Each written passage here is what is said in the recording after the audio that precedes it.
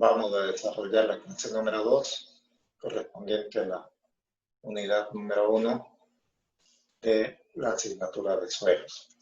El tema: correlación entre vacíos y porosidad, pesos específicos, distribución granulométrica y análisis mecánico del suelo por cribado. El objetivo de la clase es conocer las principales propiedades de los distintos tipos de suelo. Habíamos hablado en la clase anterior que el suelo tiene tres fases principales, ¿no? Una fase sólida, una fase líquida y una fase gaseosa. Y habíamos establecido correlaciones y podíamos cuantificar esas tres fases relacionando sus volúmenes y sus correspondientes pesos de cada una de ellas, ¿no?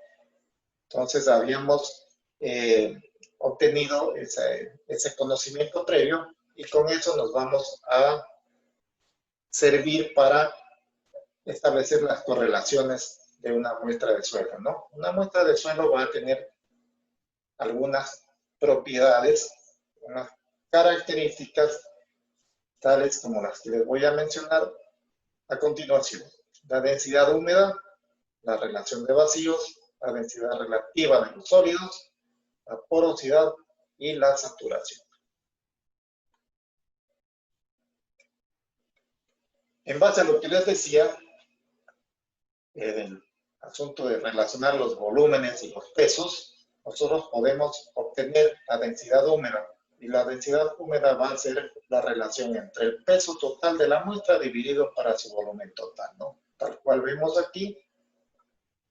De esa manera nosotros vamos a obtener la densidad húmeda. La relación de vacíos, que la representamos con la letra minúscula E, va a ser igual a la relación entre el volumen de vacíos y el volumen de sólido. De igual manera, la densidad relativa de los sólidos va a ser igual a la relación del peso del sólido entre el volumen del sólido. La porosidad, otra propiedad importante que la representamos con la letra N, va a ser la relación entre el volumen de vacíos y el volumen total de la muestra.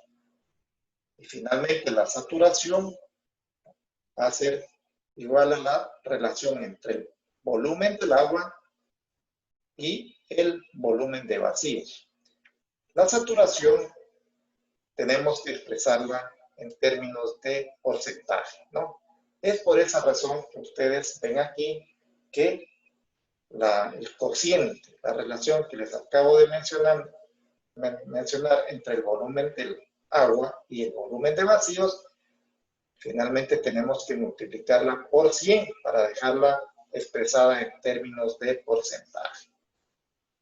Si la saturación es igual al 100%, significa que el suelo está completamente lleno con agua. Lógico, señores, si nosotros tenemos una saturación del 100%, estamos hablando de saturación total, saturación completa. El suelo está completamente lleno con agua, ¿no? Entonces, eso es muy importante dejar establecido. Todas estas propiedades, estas correlaciones que se llaman, nos permiten de manera inicial darnos cuenta de las características y propiedades que puede tener un suelo. Entonces es un ensayo, una consideración inicial fundamental para saber qué tipo de suelo estamos manejando. Entonces debemos hacerlo siempre con cuidado y con suficiencia, ¿no? Hablando de lo que es el peso específico de un suelo, vamos a decir que un suelo tiene un peso específico absoluto y un peso específico relativo, más conocido como una gravedad específica, con el nombre de gravedad específica, ¿no? Vamos a decir que el peso específico absoluto va a ser igual a la relación entre el peso total sobre el volumen total de la muestra, ¿no? De esta manera nosotros establecemos el peso específico absoluto. Y el peso absoluto específico relativo o gravedad específica, vamos a definir como el peso unitario del material dividido por el peso unitario del agua destilada a 4 grados Celsius, ¿no? Entonces, como es un peso absoluto, perdón, un peso específico relativo, nosotros tenemos que relacionar el peso del suelo con algo, con una muestra patrón, digamos. En este caso siempre nosotros tomamos como referencia el peso específico del agua destilada a 4 grados Celsius de temperatura. Entonces, el peso de la muestra del suelo lo relacionamos con ese peso, que generalmente es de 1 gramo sobre centímetro cúbico, ¿no? Es el peso específico del agua destilada a 4 grados Celsius.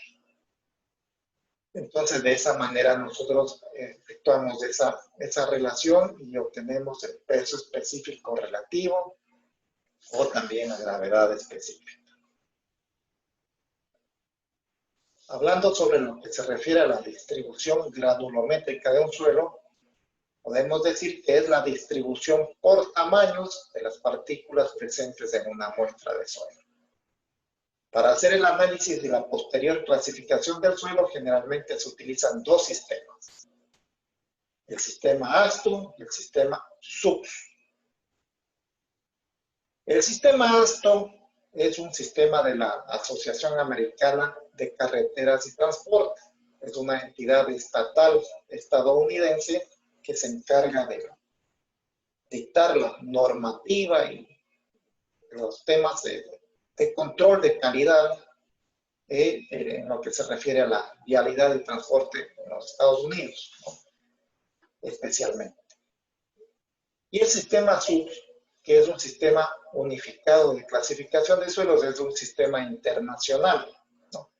Que se utilizan todos los países para tratar de hablar un mismo idioma, tener un mismo concepto, unos mismos parámetros para los suelos, ¿no?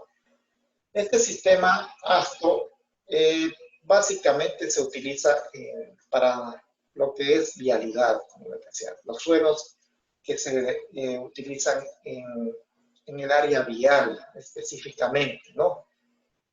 Entonces, eso lo diferencia con el sistema SUX, con el sistema unificado de clasificación de suelos, que es un sistema un poco más amplio, analiza varios tipos de suelos ingenieriles, digamos, a nivel civil, a nivel agrícola y todas esas cosas, ¿no? Es un sistema un poco más amplio y eso es lo que básicamente los diferencia. En cambio, el ASTO se centra más en, pues, lo que, como les digo, los suelos de utilización vial.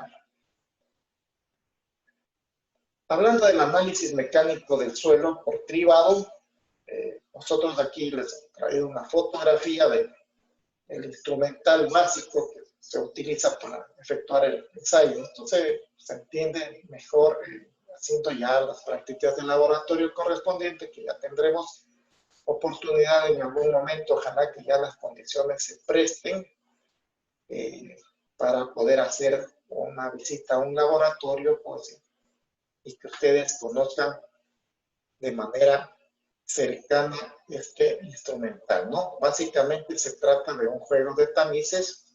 Tienen en su fondo, cada uno de estos tamices tiene unas mallas cuadradas por las cuales el material va pasando. O sea, estas mallas van de mayor a menor, ¿no? Estas son más grandes, las cuadrículas son más grandes y van disminuyendo conforme van hacia la parte inferior.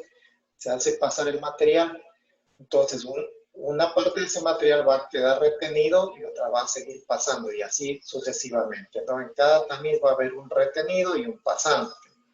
Anteriormente el tamizado se hacía por movimientos de los brazos del operador. Actualmente tenemos ya una máquina vibratoria, entonces todo el juego se coloca sobre la máquina, se la enciende y la máquina comienza a efectuar el vibrado, ya sin la intervención del laboratorista, y se obtienen los resultados retenidos. y pasantes, ¿no? Entonces aquí estamos diciendo que el cribado de una muestra de suelo es el proceso de laboratorio mediante el cual logramos determinar de manera adecuada los pesos y las cantidades de las diferentes partículas que conforman una muestra de suelo. Para realizarlo utilizamos un juego de tamices que nos permiten hacer pasar una cantidad de muestra y retener otra, lo que les acababa de decir, ¿no? Aquí nosotros armamos el juego de tamices dependiendo de las características del material que vamos a analizar, a estudiar. Armamos, por decir, podemos comenzar con un tamiz de 4 pulgadas, una malla más grande, y vamos bajando a 3 pulgadas, 2 pulgadas y media, así, digamos. Entonces vamos armando hasta llegar a un tamiz que se conoce con el número de 200 y que ya voy a explicar más adelante cómo se trabaja con ese tema, ¿no? ¿Qué es importante? ¿Cuál es la importancia del tamiz número 200? Aquí tengo yo, les he compartido un formato que utilizábamos anteriormente para procesar los datos que estábamos obteniendo en el laboratorio durante el ensayo, el material, pues el ensayo granulométrico, ¿no? Por eso aquí tenemos análisis granulométrico, entonces aquí tenemos el tamaño de los tamices en pulgadas, ¿sí? Acá en milímetros, acá tenemos el peso retenido, el pasante, el porcentaje retenido, el porcentaje que pasó, bueno, y todas esas cosas. Este formato aquí lógicamente no se ve bien, pero yo les voy a compartir el mismo, pues, archivo en un formato adecuado para que ustedes tengan acceso a él, lo puedan analizar, lo puedan imprimir y tengan entre sus documentos, pues para algún rato que nos toque hacer un ensayo de granulometría, pues ustedes puedan tabular los datos que se van obteniendo en ese formato. Actualmente, pues con el avance tecnológico, ya estos formatos van quedando en desuso y se utilizan hojas de cálculo específicas, las cuales se van llenando con los datos, pues y automáticamente nos van arrojando los resultados a una velocidad realmente increíble, ¿no? Pero es bueno que ustedes sepan el fundamento, ¿no? La esencia de dónde vienen las cosas, de dónde nacen las cosas. Porque no es bueno pues solamente ser operadores, digamos, de tecnología, sino que es bueno saber en qué se fundamenta, de dónde vienen las cosas, ¿no? Este análisis mecánico del suelo por privado es uno de los ensayos fundamentales que primero tenemos que hacer, un ensayo que de primera mano tenemos que efectuar para poder caracterizar el suelo, ¿no? El suelo del que estamos hablando y el que estamos manejando, del que estamos trabajando. Entonces, se trata de, como estábamos diciendo acá, de establecer los diferentes tamaños y las cantidades de cada uno de esos tamaños que forman un suelo, ¿no? Para, en base a eso, poder definir otras características y poder finalmente encasillar a ese suelo, clasificar a ese suelo. Es decir, este suelo corresponde a tal, ¿sí? En base a lo que hablábamos acá, en los sistemas de clasificación de los suelos, ¿no? Entonces eso es muy importante dejar claro. Ya hemos de hacer un proceso más adelante, vamos a hacer un proceso, aunque sea sirviéndonos de videos, de un material de apoyo para que esta situación pues quede bien establecida, quede bien clara, podemos hacer los videos. Voy a compartir unos videos en los cuales vamos a tener el proceso del análisis granulométrico en el laboratorio, y también vamos a hacer un ejercicio pues clásico de cálculo de una granulometría utilizando este formato, ¿no? Y como les digo, luego también les compartiré ya formatos modernos, formatos en Excel, son ya prácticamente formatos automáticos, ¿no? Que nosotros introducimos ciertos datos iniciales y nos entrega el cálculo e inclusive ya el dibujo de la curva granulométrica misma que vamos a establecer asimismo más adelante, ¿no? Les puedo adelantar que cuando uno ya tiene realizado este análisis granulométrico, ya tiene los porcentajes que pasan, los diferentes tamices, uno dibuja lo que se conoce con el nombre de curva granulométrica, ¿no? Entonces, esa curva, la forma de esa curva, nos va también a indicar de qué tipo de suelo tenemos, ¿no? O sea, más que todo en cuanto a su granulometría, si es un suelo más fino, que es un suelo más grueso, esos parámetros, ¿no? Es cuestión ya de experiencia de laboratorista para poder determinar de primera mano, en base a la curva granulométrica, las propiedades del suelo que está manejando, ¿no?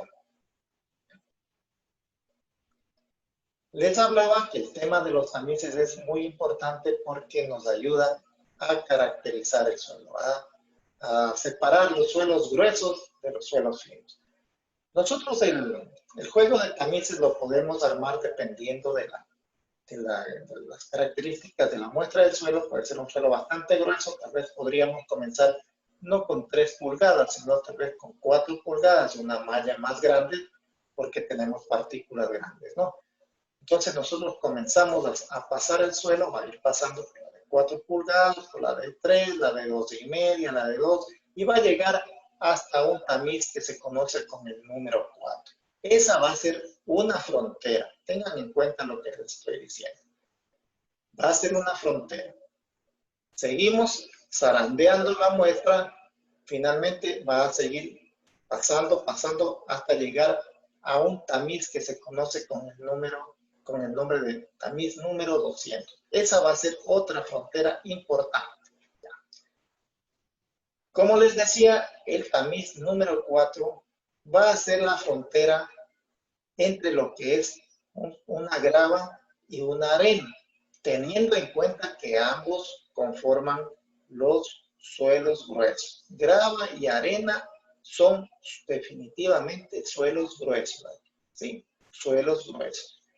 Pero para diferenciarlos, para establecer hasta dónde es grava y de dónde comienza arena, es el tamiz número 4. Lo que queda retenido en el tamiz número 4 es grava.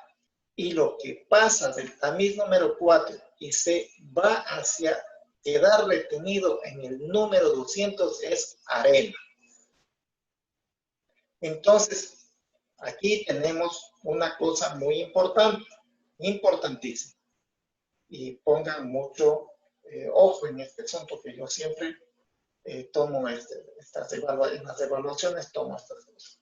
Aquí tenemos el número 200, entonces este tamiz número 200, tal cual se ve en la gráfica, nos está marcando la frontera entre lo que es un suelo grueso y lo que es un suelo fino, la parte gruesa y la parte fina de una muestra total de suelo, ¿no?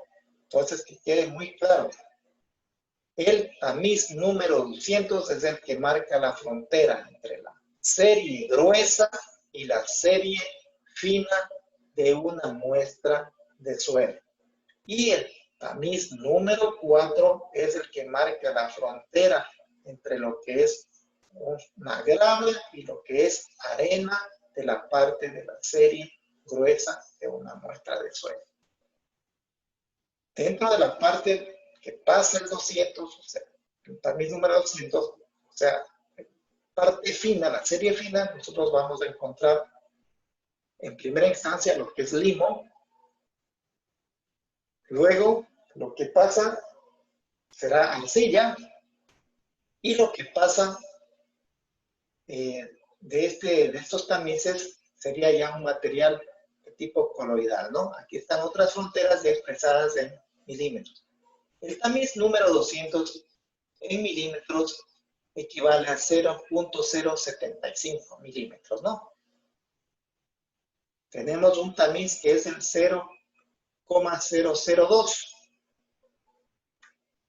Ese es el que marca la frontera entre lo que es un limo y una arcilla. Y de igual manera tenemos el tamiz de 0,0002 milímetros, que es el que marca la frontera entre lo que es una arcilla y lo que es ya un material coloidal, ¿no? Entonces, esto es muy importante que lo analicen, ¿no? Tengan muy claro, jóvenes, esto es fundamental, tener en cuenta básicamente cuál es el tamiz que marca la frontera entre la serie gruesa y la serie fina de una muestra de suelo, ¿no? Entonces, es el tamiz número 200. Eso es una pregunta fundamental, una cosa que ustedes deben saber, pero al revés y al derecho. Y también, otra cosa clara, muy importante, el tamiz número 4 es lo que determina la diferencia entre una grava y una arena, ¿no? Teniendo en cuenta que lo que retiene el 4 es grava y lo que pasa del 4 hasta el 200 es arena. Lo que va del 200 hacia abajo, 0.002 es limo, que queda retenido en ese tamiz es limo, lo que pasa es arcilla hasta el 0,0002 arcilla, y lo que pasa ya es un material coloidal, un material prácticamente que ya es tan fino pues, que entra se encasilla como un coloide, ¿no? Un material sumamente fino. Entonces, jóvenes, este asunto es importante de que ustedes lo manejen, ¿no?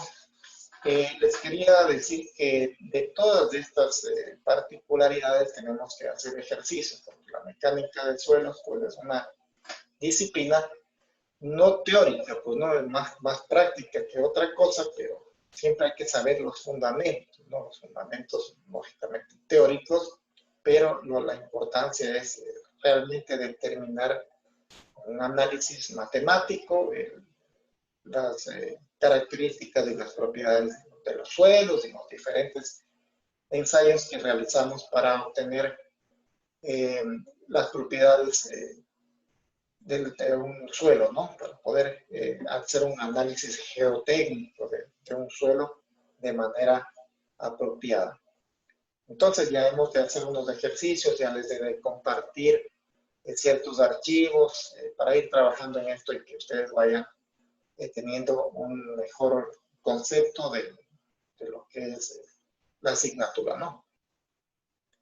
Dentro de las actividades, pues yo he puesto aquí como actividad número 1, investigar a qué se refiere el coeficiente de uniformidad, el coeficiente de curvatura y el módulo de finura de un suelo. Esta es una investigación que ustedes deben hacerla. El material de consulta queda a libre albedrío del estudiante. O sea, ustedes pueden consultar donde ustedes tengan a bien. Lo importante es que lleguen a determinar de qué se trata esto, ¿no? Son cosas muy sencillas y yo quiero que ustedes pongan la dedicación del caso para que ustedes logren determinar esta situación y me hagan un informe apropiado sobre el tema. En segundo lugar, les estoy pidiendo pues, participar en un foro que dice proponer y analizar un posible tema referente a los contenidos de la materia para realizar el proyecto investigativo del ciclo. Es decir, que ustedes saben perfectamente que tienen que hacer un proyecto investigativo en este ciclo, tienen que involucrar allí algunas materias del ciclo que están cursando actualmente, y yo quiero que me compartan qué es lo que tienen ustedes pensado hacer, con qué objetivo lo quieren hacer ese trabajo, ese estudio, para yo estar también al corriente y con los otros profesores involucrados en las materias que correspondan, poderles hacer un acompañamiento apropiado en el desarrollo del trabajo, ¿no? Y como tercer punto, yo les estoy pidiendo que preparen de una manera adecuada el material estudiado hasta la fecha para poder rendir el test de la unidad, cuya fecha les notificaré oportunamente, ¿no? Yo lo que quiero es que se preparen, estudien, analicen bien los temas. Como les decía, yo les pongo de manera referencial los temas que necesitan ustedes conocer, y es responsabilidad de ustedes profundizarlos, porque la modalidad de estudio que estamos cursando, pues así lo manda, digamos, ¿no?